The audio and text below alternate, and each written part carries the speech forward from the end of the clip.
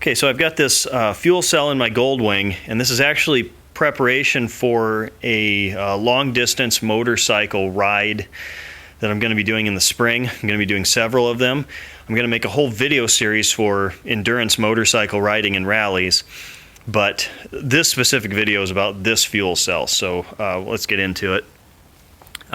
I got this 2.5 gallon jerry can from the same guy I bought the Goldwing from, and he had it in an older model Goldwing, but what it is right here, there's a copper tube that goes down into the bottom of this, and that's the pickup tube, and then this tube here is for the vent. Now there was a bronze muffler type, like bronze centered air muffler type thing on here.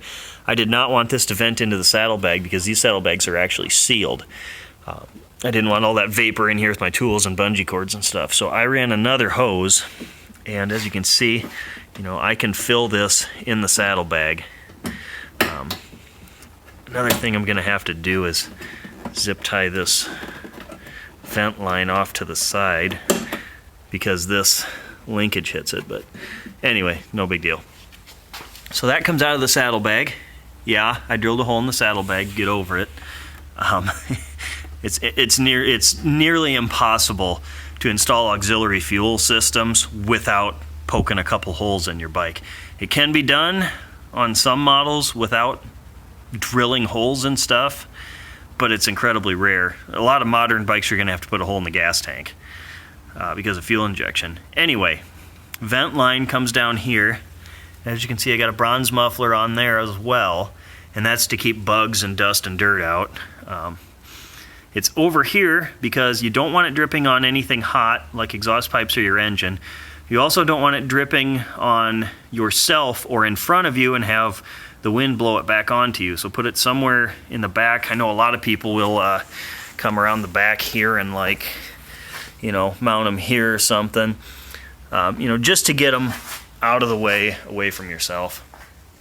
And this is a carbureted bike, but it has a fuel pump. So up here, you know, I still need to plumb it in the rest of the way, but I've got this little bracket holding a valve so that that tank comes to here, and I've got a filter for it. I don't really need this because there's another one before the carburetors, but it goes to this valve. So when my main tank shows low fuel warning and I go through my, you know, reserve of the low fuel warning, I switch the main tank off, switch this on, and then right back here there's another fuel filter before the fuel pump. That fuel pump will pull out of my auxiliary tank instead of the main. And then I have, I think he said it was 2.5 gallons, which when you're doing endurance motorcycle rides or rallies, or if you just want to stop at a scenic overlook instead of the gas station, that's when these come in handy. You know, it's taking my gas tank and basically adding another half a gas tank to it. So at 35 miles per gallon, 2.5 gallons gets you a long ways. I think the factory one's like 5.7 gallons, something like that. But that's how I've got it set up. Just a T in there. Shut that tank off, turn this tank on. The reason you want to do that is because if the level in this tank is too high, it will push gas into this tank to level them out and potentially dump gas out. So you only want one tank on at a time.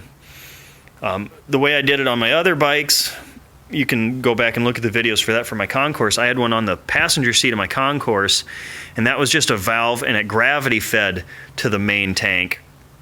And you just had to be careful with that because if you left it on too long and you weren't completely empty up front, it could push gas out the vent tube. So if you design them right and know what you're doing, auxiliary fuel systems are fine, they're safe. If you don't pay attention or if you don't know what you're doing, you could set the bike on fire. So just be careful with what you do.